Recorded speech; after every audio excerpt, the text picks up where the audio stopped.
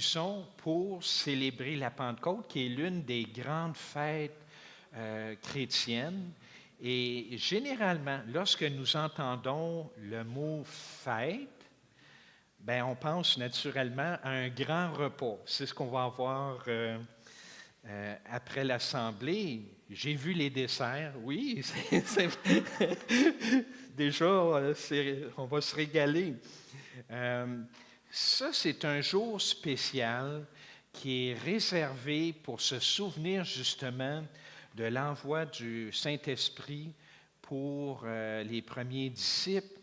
Et les chrétiens, bien, c'est ça, à travers l'histoire, bien, ont marqué certains jours de l'année, à chaque année, pour ne pas oublier l'histoire d'amour entre Dieu et l'humanité. Autant, bien, c'est ça, on a Noël qui souligne la naissance de Jésus, on a les Pâques qui célèbre la résurrection de Jésus. Bien, aujourd'hui, la Pentecôte, ça célèbre le don du Saint-Esprit. La vie de Dieu lui-même, sa vie d'amour qui est maintenant en nous, nous qui croyons.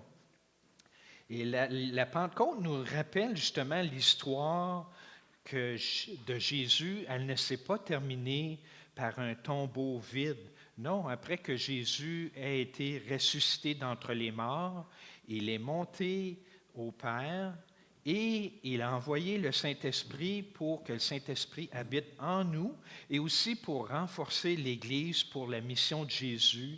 On participe à sa mission de réconciliation du monde avec Dieu. La Pentecôte est parfois appelée l'anniversaire de l'Église.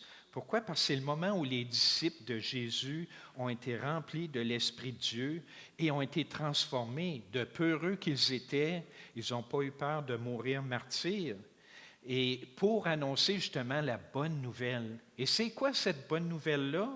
Bien, c'est que nous sommes, les êtres humains, réconciliés avec Dieu. À cause de nos bonnes œuvres? Non, à cause de Jésus-Christ, de sa vie parfaite, offerte en sacrifice pour le pardon de toutes nos fautes.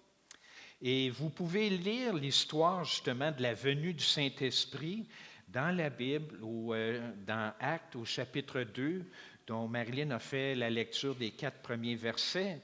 Et cette semaine, c'est un bon moment pour justement relire cette histoire. Et en lisant Actes chapitre 2, bien, vous allez remarquer quelques images puissantes dans ce passage-là.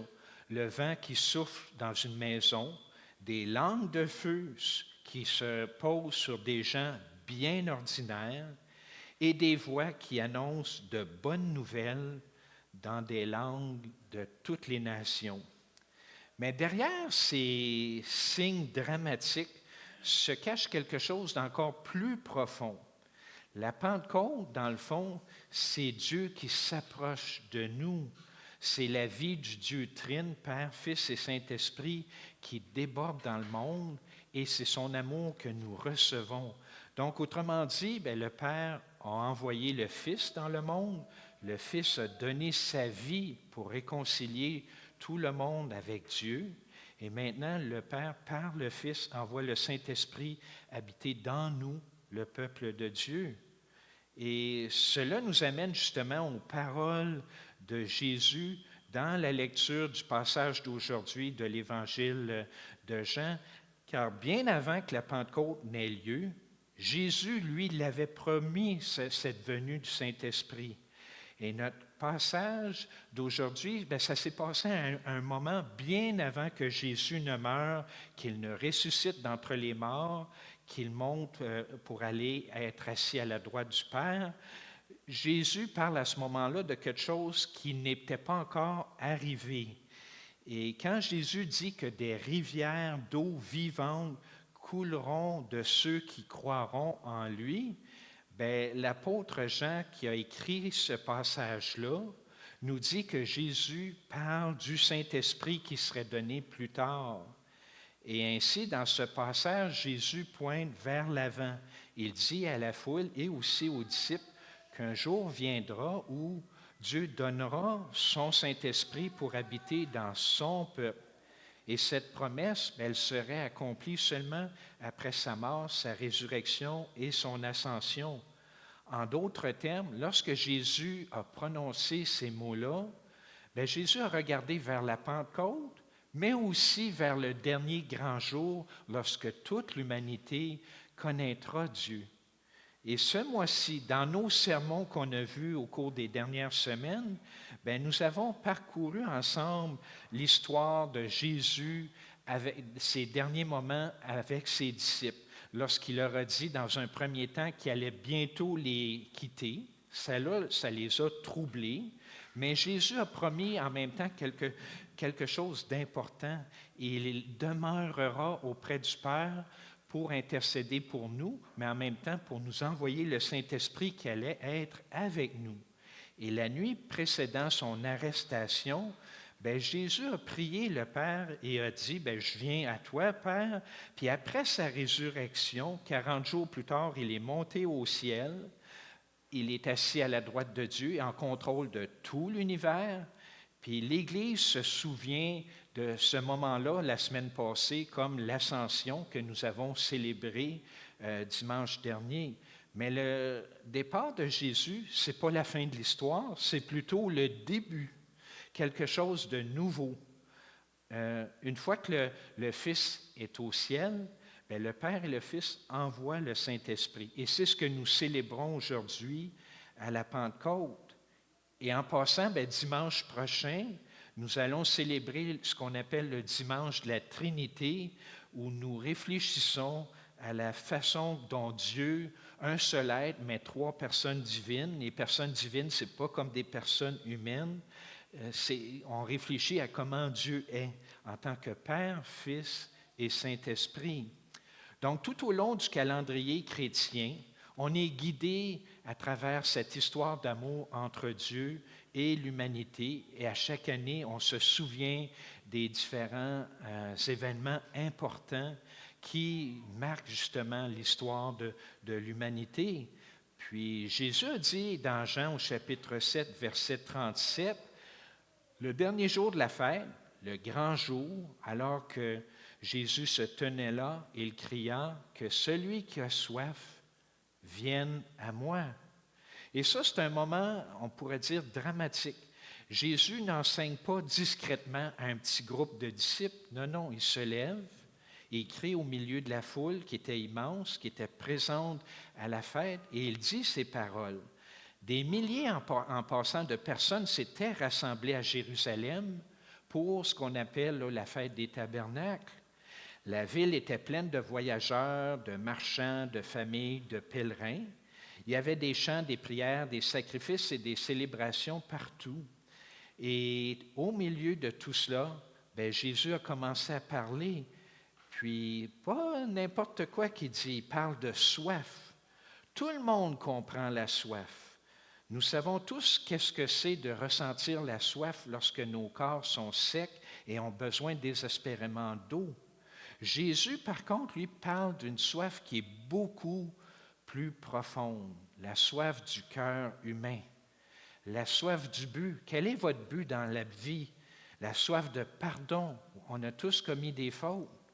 La soif d'amour et d'appartenance. Et la soif d'espoir. L'espoir, qu'est-ce que cette vie ici-bas signifie? C'est beaucoup plus que ce qu'on peut voir présentement. Les gens, parfois, passent des années à essayer de satisfaire cette soif intérieure. Bien, il y a certains qui courent après le succès, d'autres se tournent vers le plaisir, d'autres encore s'accrochent au contrôle, au pouvoir. Mais la soif revient toujours.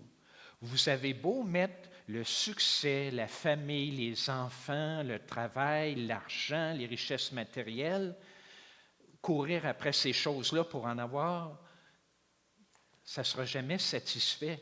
La chair en veut toujours plus et plus. C'est comme ça.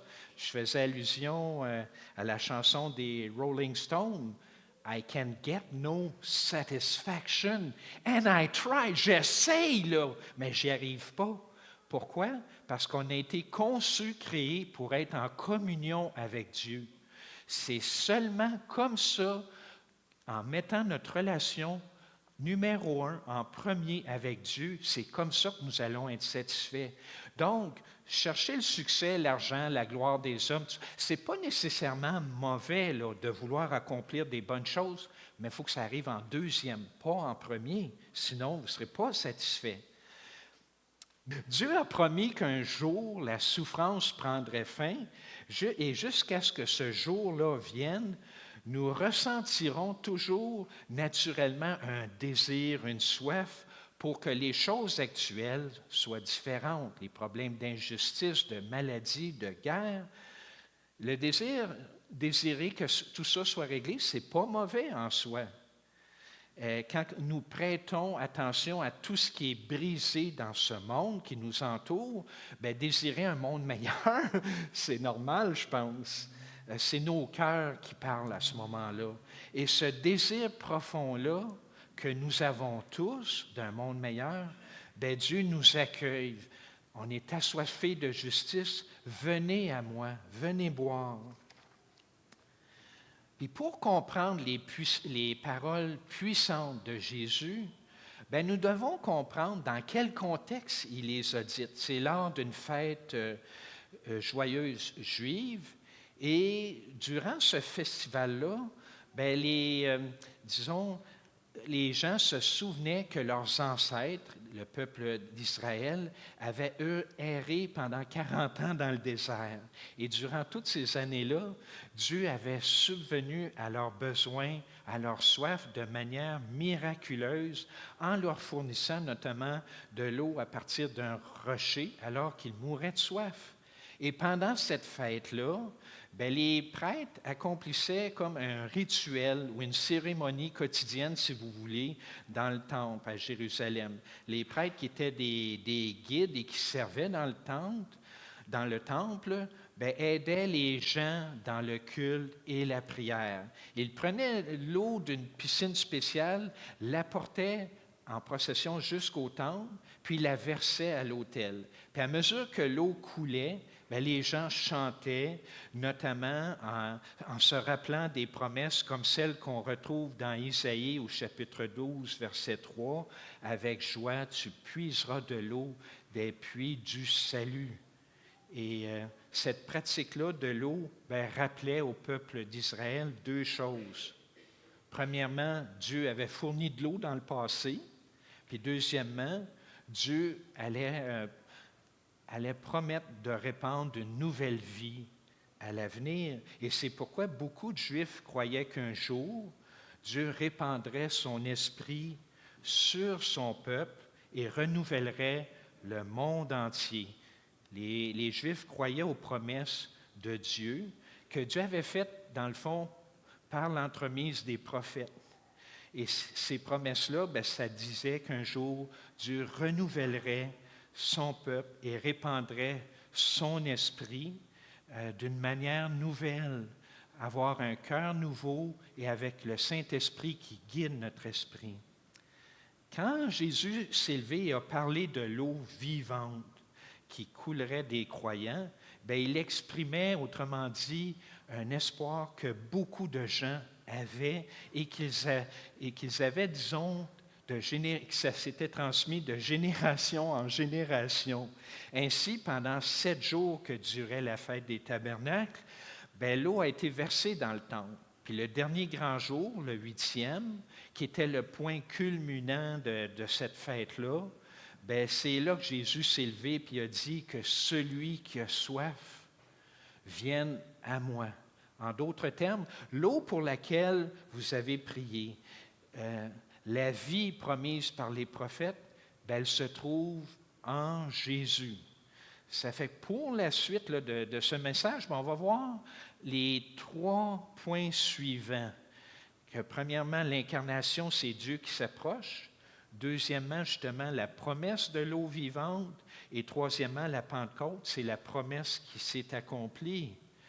Donc, premièrement, l'incarnation, Dieu qui s'approche. C'est qui ça au juste Jésus? C'est qui cet homme-là pour dire que la vie se trouve en lui? Jésus n'est pas simplement, autrement dit, un enseignant qui amène les gens, qui oriente les gens vers Dieu.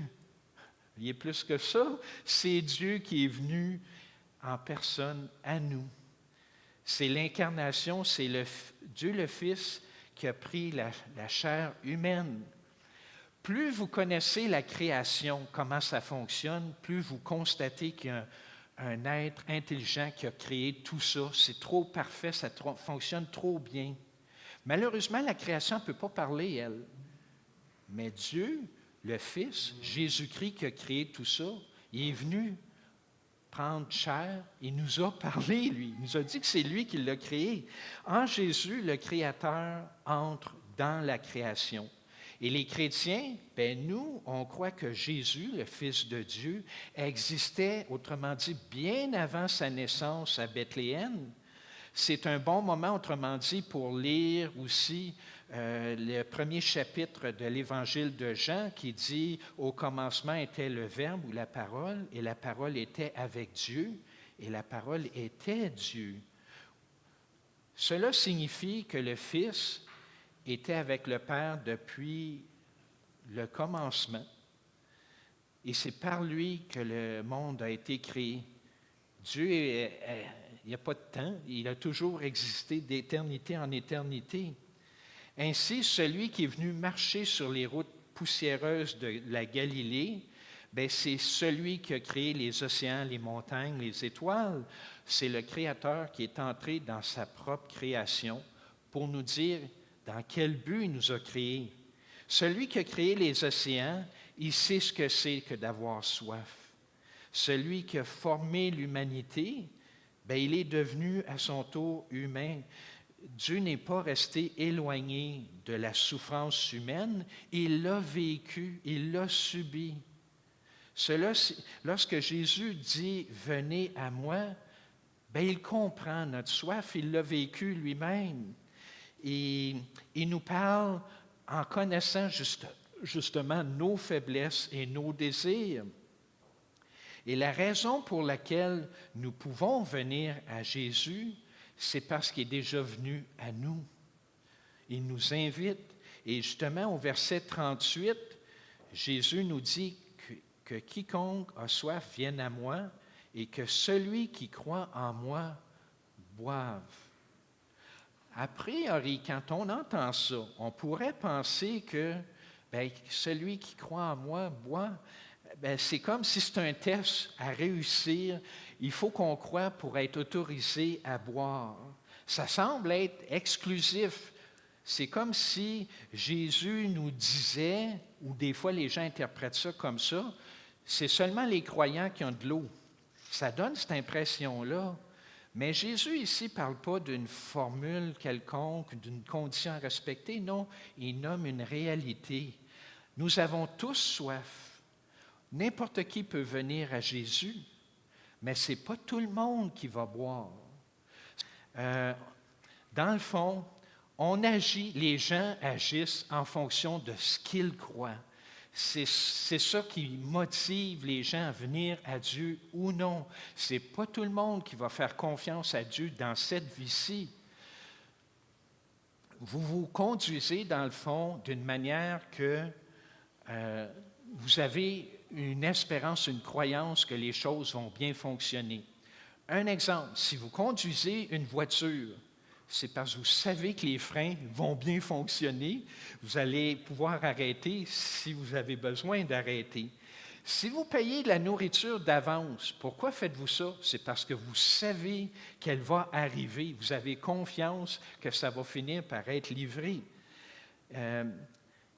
Parfois, il y en a qui pensent, Jésus, quand il dit que celui qui a soif, qui vienne à moi et qui boit, c'est comme si des fois, « Oh non, toi, tu ne crois pas assez, arrête, viens pas, tu n'as pas le droit de boire. » Non, non, Jésus ne refuse personne qui vient à lui.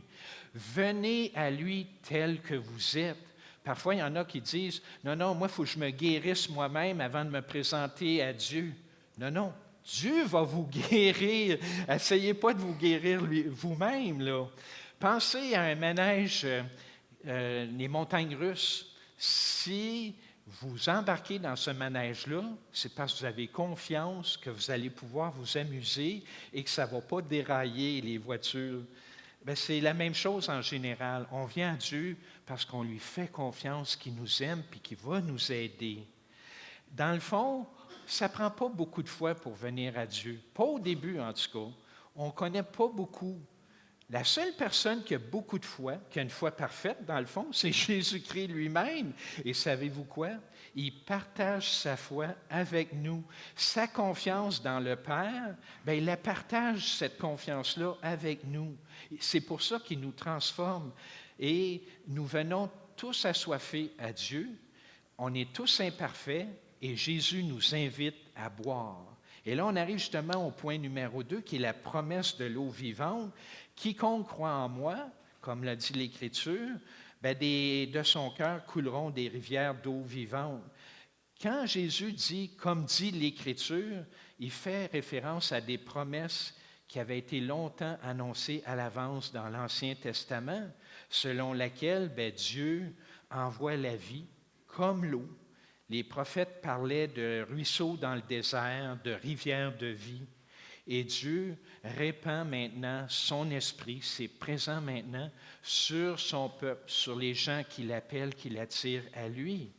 Et comme j'ai dit un peu plus tôt, bien, cette promesse-là de répandre le Saint-Esprit, elle était annoncée des années, des siècles, depuis plusieurs générations.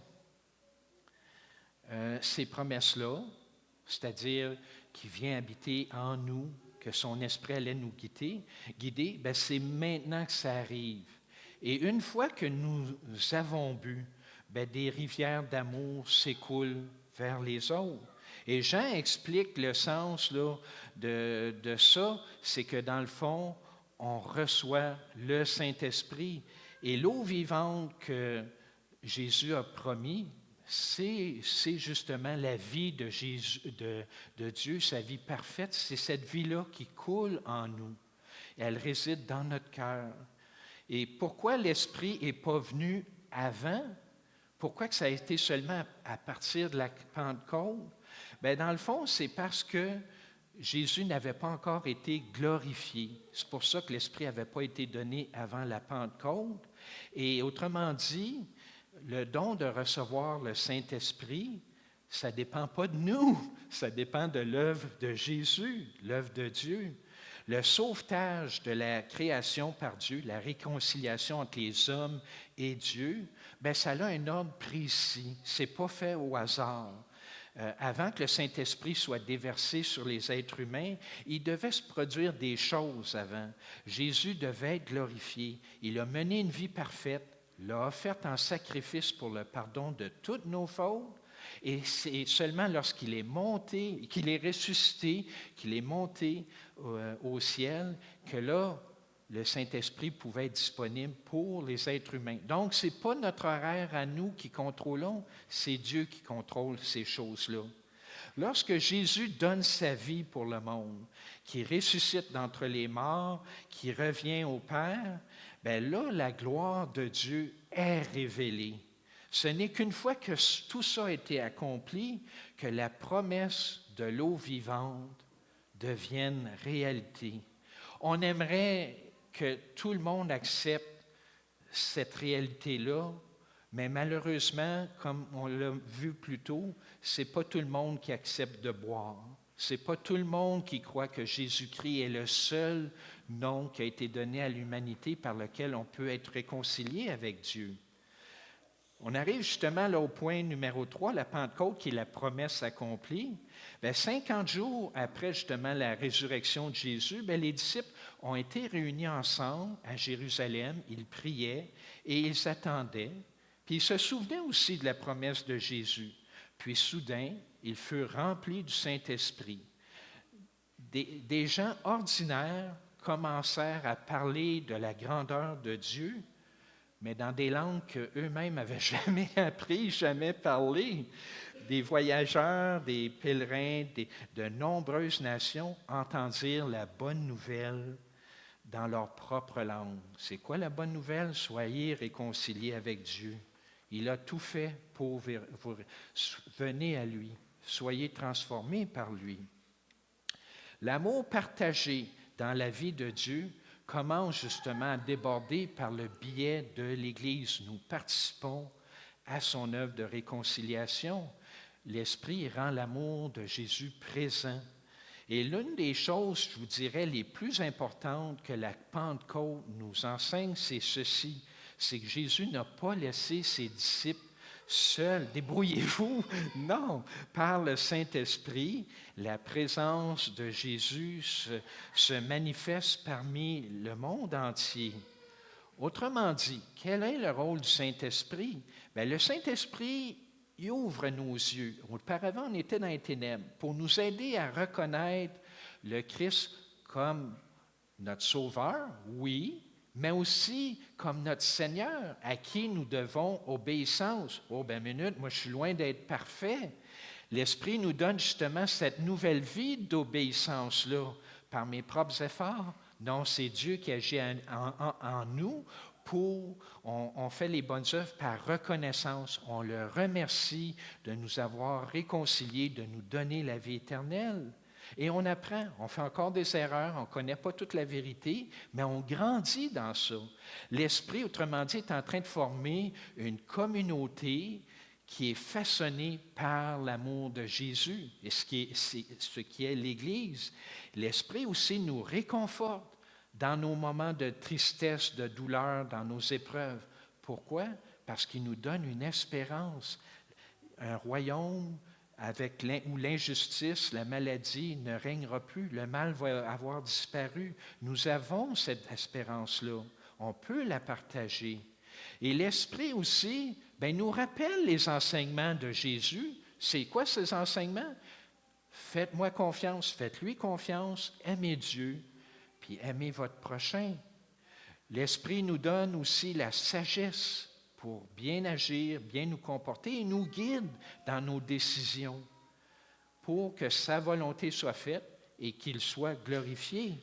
L'Esprit nous aide aussi à prier. Ça, c'est important. Des fois, on ne sait pas quoi dire, comment l'exprimer. Le Saint-Esprit nous aide à prier.